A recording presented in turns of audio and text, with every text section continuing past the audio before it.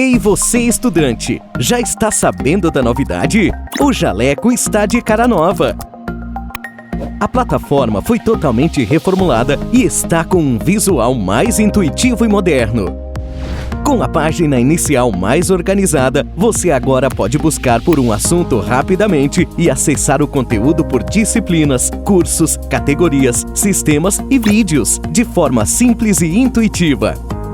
Também é possível continuar as videoaulas de onde parou e acompanhar melhor a produtividade dos seus estudos com um painel inteligente que contabiliza o conteúdo que você estudou. Além disso, o novo Jaleco tem o espaço Sala de Aula, para você fazer anotações em um caderno digital e acessar com mais facilidades os materiais extras, como os mapas mentais, resumos e e-books. Jaleco, a melhor plataforma para o estudante de medicina. Oferece agora uma experiência única para o seu estudo.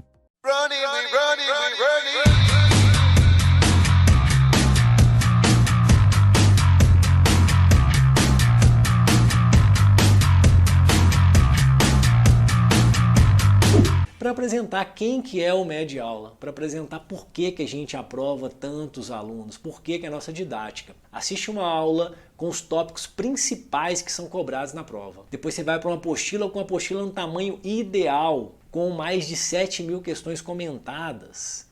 E mais toda a nossa retaguarda com flashcard, com simulados, com provas por especialidade, com aplicativo. Nós estamos aqui para mostrar que você tem uma outra opção para você se preparar para a prova de residência.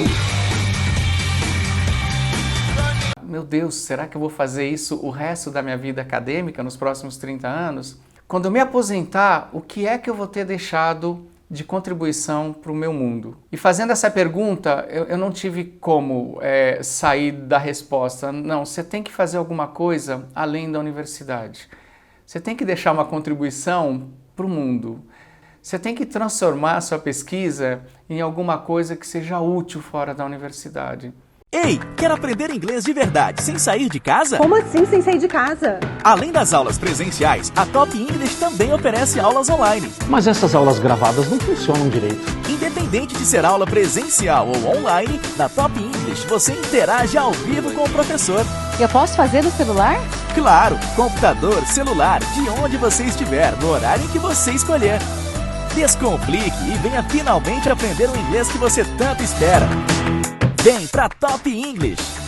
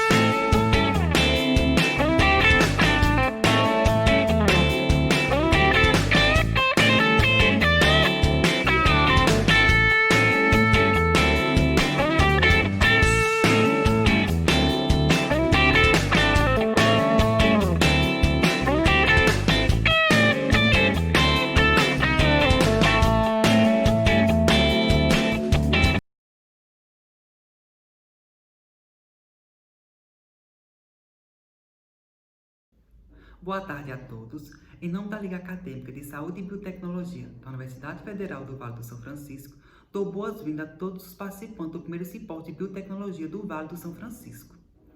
Este é o primeiro evento organizado inteiramente pela LASBitec, online e gratuito. O nosso evento está sendo patrocinado por O Biotecnologista, o iBook, Med Aula, Mol Programa Academy, Biominas, Jamivet Study, Top English, SA Morangos, Jaleco, Oxente Papelaria e Cursal. Para a nossa palestra intitulada Seleções de embriões por meio de testes genéticos pré-implantados, passado, presente e futuro, convidamos a mestre Andréa Santos Miranda, biomédica, especialista nas áreas de análise clínica como hematologia, bioquímica e parasitologia, Trabalhou também com pesquisa nas áreas de genética clínica e biologia molecular. Foi presidente da primeira Sociedade de Genética do Estado do Piauí. Em 2019, fez mestrado em Embriologia Clínica e Tecnologia da Reprodução Assistida pela Universidade de Leeds, no Reino Unido. Atualmente, desenvolve projetos nas áreas da ciência e do corpo humano. Gostaríamos de informar que a presença dos participantes inscritos será contabilizada via plataforma Event3 ou através de formulários. E aqueles que tiverem, no mínimo, 75% de presença nas palestras irão receber certificado ao término do evento. As dúvidas que surgirem durante a palestra serão respondidas nos comentários. Desejamos a todos uma ótima palestra. Primeiramente, quero dizer muito boa tarde para todo mundo. Agradeço muito a presença de cada um de vocês. Eu espero que a gente consiga compartilhar muito conhecimento nessa apresentação aqui. Eu agradeço muito que todos vocês, qualquer dúvida ou qualquer informação extra que vocês tiverem para mim, seria muito importante se comunicarem comigo, vamos bater um papo científico. Para mim, é muito interessante e eu acredito que o compartilhamento de informação às vezes gera até mais conhecimento do que muitos dias de leitura. Bom, e gostaria de agradecer imensamente a organização do primeiro simpósio de biotecnologia do Vale de São Francisco, pela oportunidade que eles nos deram de estar aqui, conectados, a quilômetros e quilômetros de distância, e podermos falar um pouco sobre um assunto tão interessante e um assunto tão pouco falado em toda essa indústria e até mesmo na área da educação. A gente vê muito pouca gente falando sobre embriologia clínica, principalmente na área humana. Eu também queria explicar um pouquinho para vocês a minha história. Bem, eu sou portuguesa, eu fui morar no Brasil bem cedinho, quando eu tinha 8 anos. E quando eu fui morar para o Brasil, eu passei no Brasil até os meus 21 anos. Então, eu fiz todo o ensino fundamental, o ensino médio, e também me graduei no Brasil como biomédica na Universidade Federal do Piauí. Depois que eu me graduei, eu decidi me mudar para a Inglaterra e começar o meu mestrado. Atualmente, eu sou mestre na área de embriologia clínica e técnicas de reprodução humana assistida, e estou indo para um doutorado também nessa mesma área, mais um pouco focado na reprodução, na conservação da fertilidade feminina. Então, hoje eu vou falar especificamente sobre a seleção de embriões por meio de testes genéticos, e eu vou dar uma pincelada, vamos dizer assim, no passado. Vou falar um pouco do que a gente tem, o que a gente tem atualmente, e vou dar vamos dizer assim, um pouquinho do que vem por aí. Bem, para começar, a gente vai dar uma olhada no que realmente é a seleção de embriões. Bem, a seleção é basicamente todo o procedimento que a gente faça que vá, de alguma forma, nos ajudar a selecionar os melhores embriões e separá-los dos piores, vamos dizer assim, fazer uma classificação da qualidade dos embriões. Atualmente, esse é um processo majoritariamente subjetivo. Por quê? Porque a gente usa muitas técnicas morfológicas, principalmente usando, por exemplo, um microscópio simples que vai tirar o embrião, vai se colocar vai se tirar o embrião da estufa, vai se colocar nesse microscópio bem rápido, vai se verificar a morfologia, fazer anotações e colocar-se imediatamente de volta na estufa. Tem também essa máquina aqui, que ela é bem mais recente, ela se chama Time-Lapse Machine, e essa máquina, ela foi feita para evitar todo esse procedimento de tirar e colocar o embrião de volta na estufa, e também fazer, se possível, verificar todo o desenvolvimento embrionário durante todo o estágio que esse embrião estiver dentro do laboratório. Então, desde a fertilização até o momento que for transferido. E temos também o que a gente vai falar hoje especificamente, que é realmente a análise genética desse embrião. Bem, Primeiro, a gente vai fazer um pouquinho de uma revisão bem rápida sobre todo o desenvolvimento do gameta, principalmente feminino, e vamos fazer também um pouquinho de revisão de como que se desenvolve esse embrião dentro do laboratório. Bem, aqui quando a mulher ela passa para a fase reprodutiva dela, ela vai começar a gerar vários grupos de óvulos que vão crescer e vão gerar cada um deles um óvulo suficiente, grande e que cresceu bastante, que está bem equipado para continuar o desenvolvimento, amadurecer e, consequentemente, vai ser fertilizado. Aqui nessa imagem a gente consegue ver que chega um certo ponto, que é o ponto, a gente chama o ponto de maturação, que é o que representa realmente um óvulo maduro, que é quando na meiose acontece a primeira divisão. E esse corpo polar que é gerado dessa divisão, ele tem um código genético nele, e ele vai ficar entre a zona pelúcida e a membrana do óvulo.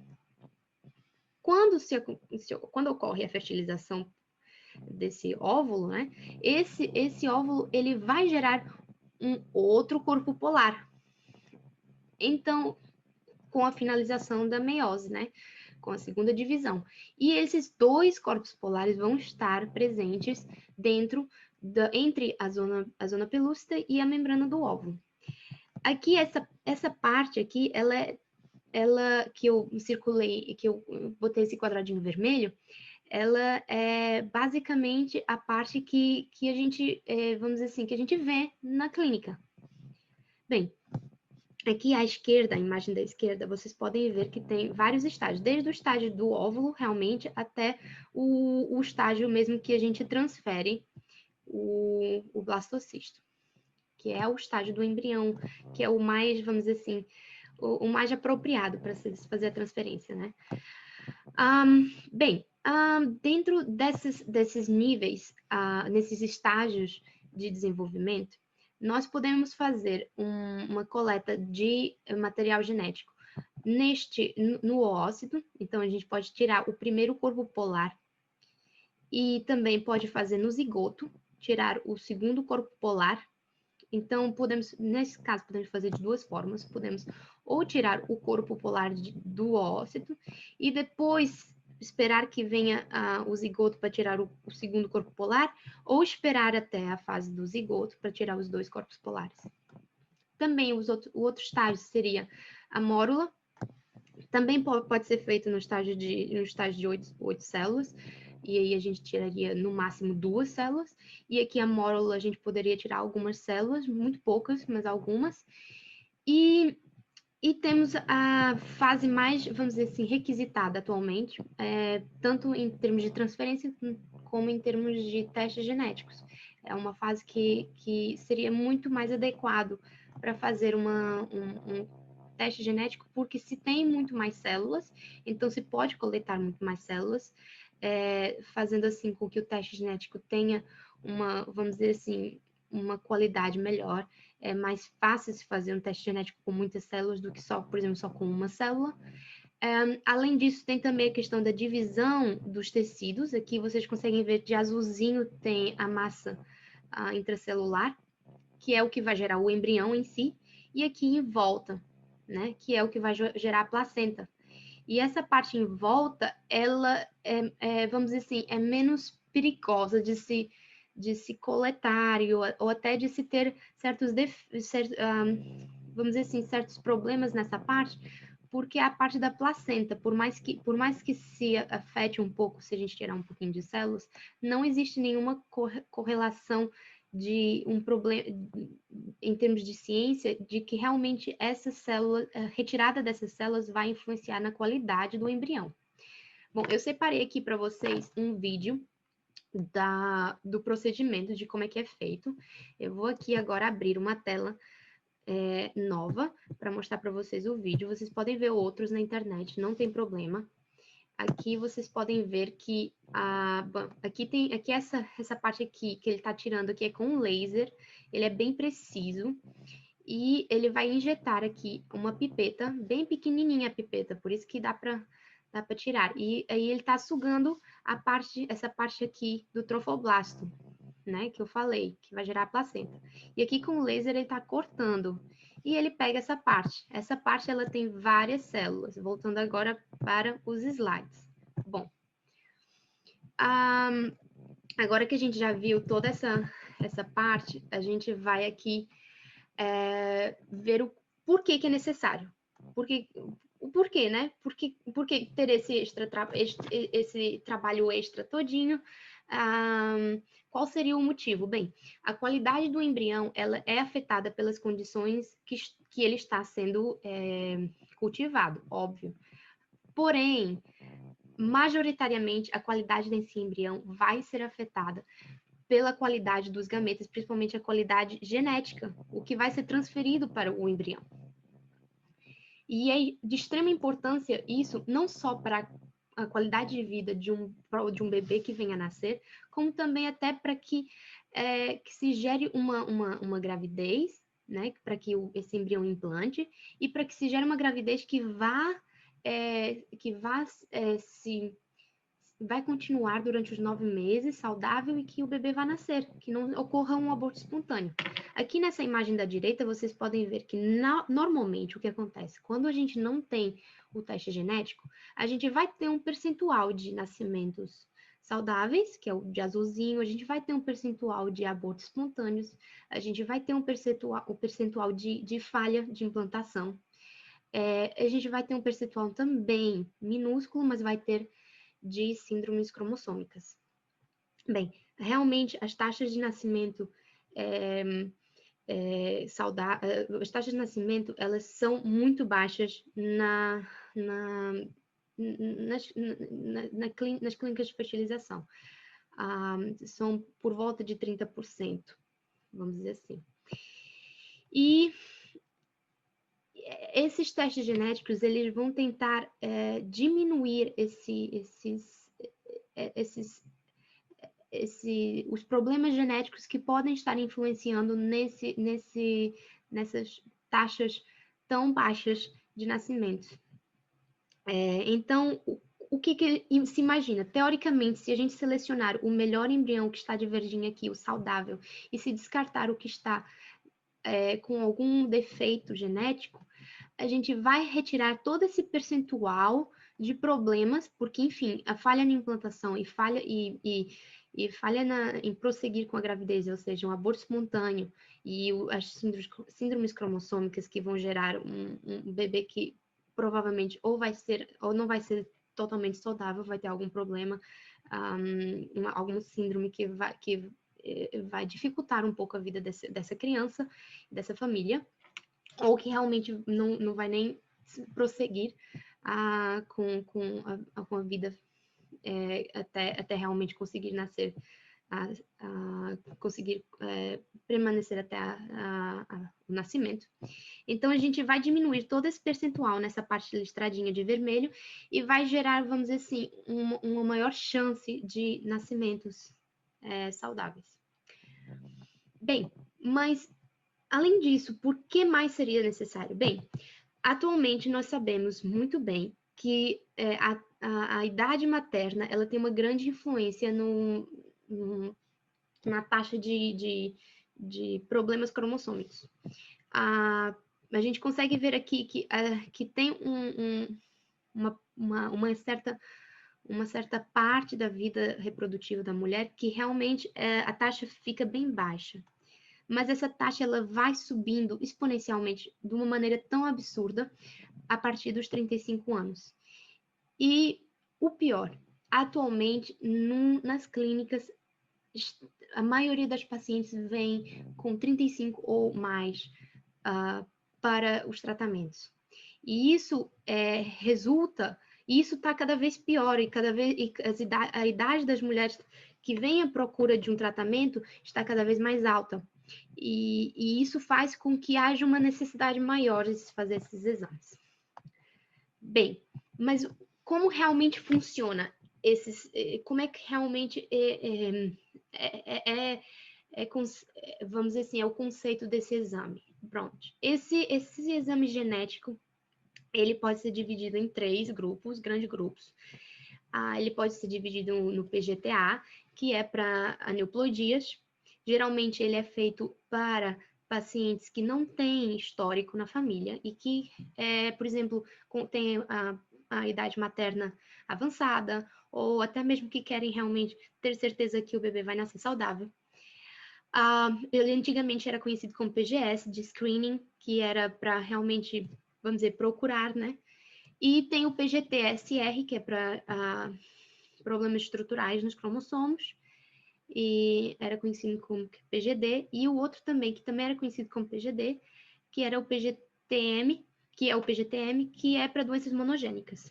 Os dois antigamente eram para diagnóstico, ou seja, em casos de família, eram e são, né? Em caso de que exista alguma indicação que já se teve alguém na família com algum defeito, ou irmão, ou algum familiar distante, algum problema dentro da família, e o casal está à procura de ter um bebê saudável. Nesses casos, a gente pode fazer esses exames específicos para detectar essas síndromes específicas. Bem,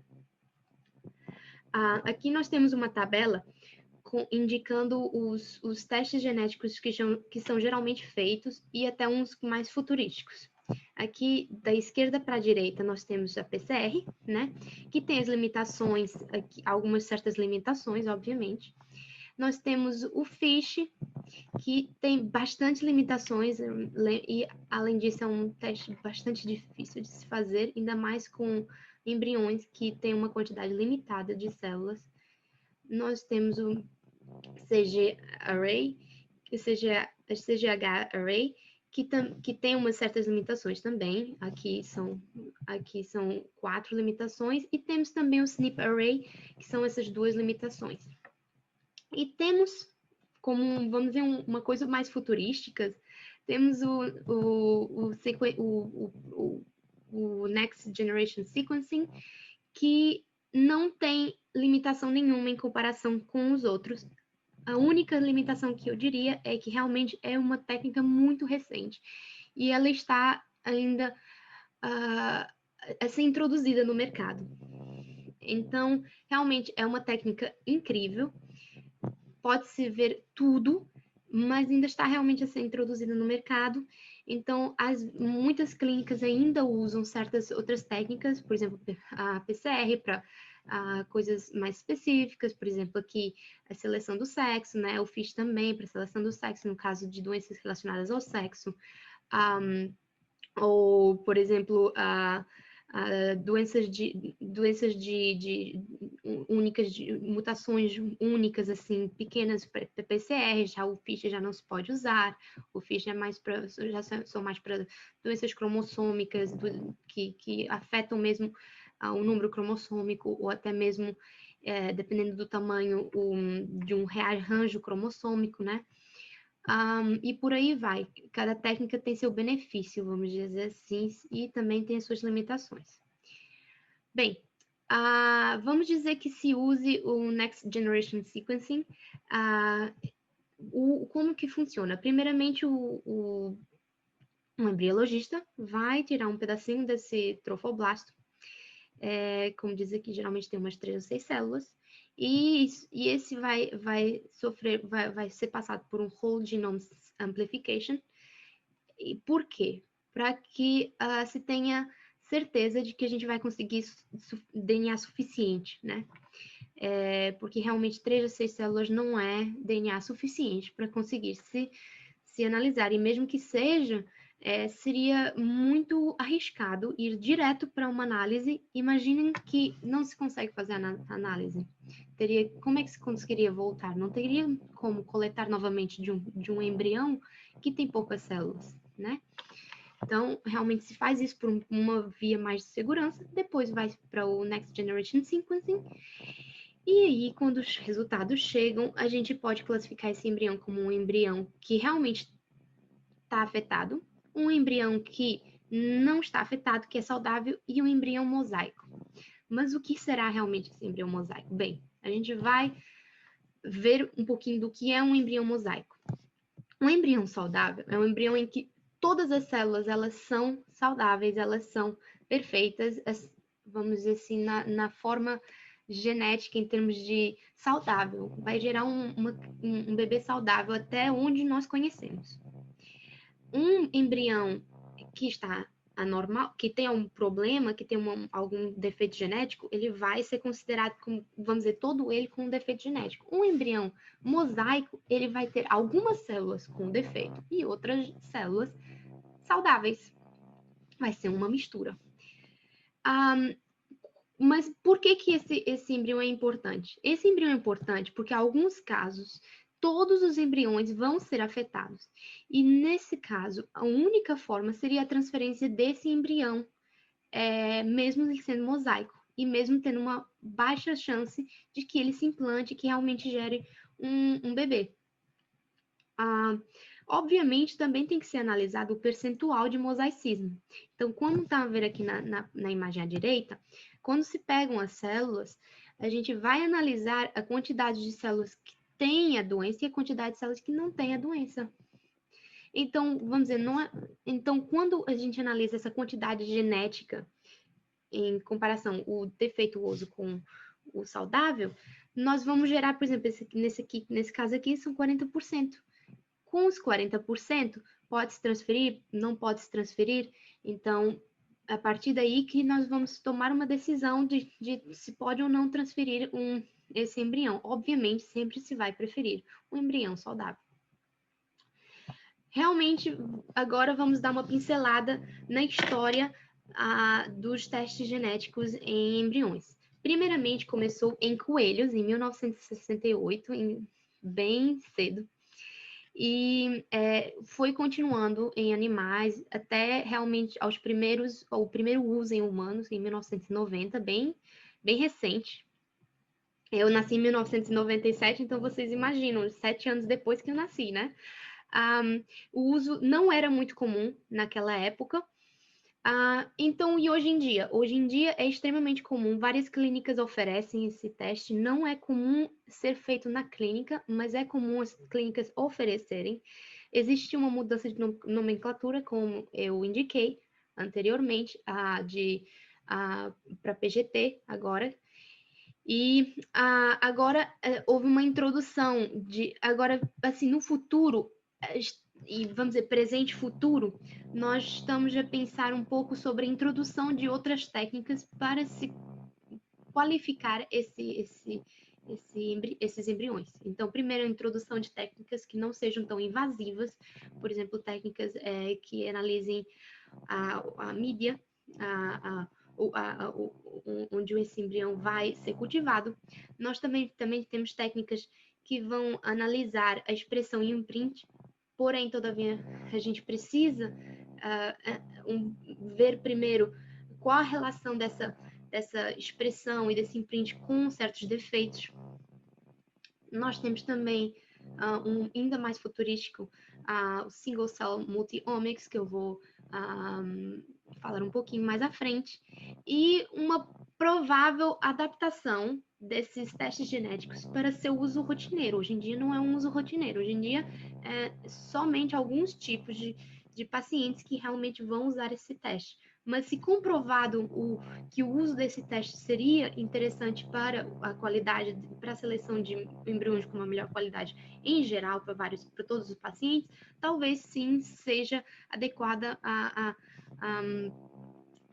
adaptação para um uso rotineiro. Ainda mais que hoje em dia se estabeleceu o uso de criopreservação para congelar os gametas e os embriões. Bem, vamos um pouquinho aqui no que realmente é futurístico, né? Que é o que mais é interessante, é o que a gente está aqui para ver. Bem, no futuro, as técnicas não só vão usar a parte microscópica, como aqui na esquerda, e nem só a parte genética, como aqui da direita, como também vão usar a análise de mídia. E essa análise desse líquido, onde é cultivado o embrião, ele pode analisar vários níveis de qualidade, pode-se analisar a parte química, né, os produtos químicos que são produzidos pelo embrião, pode ser analisado o metabolismo do embrião com essas coisas, esses produtos químicos. A gente pode analisar também a parte genética, já tem se falado sobre isso. E aqui mais à frente também tem a questão do uso da time-lapse, como eu falei lá no iniciozinho, que hoje em dia a gente usa isso, e aqui a imagenzinha do certinho para dizer que esse embrião aqui foi o que se deu melhor, não só pela morfologia, mas como também aqui pelo desenvolvimento, que foi um desenvolvimento mais constante, não muito rápido, não muito devagar, foi realmente sempre constante.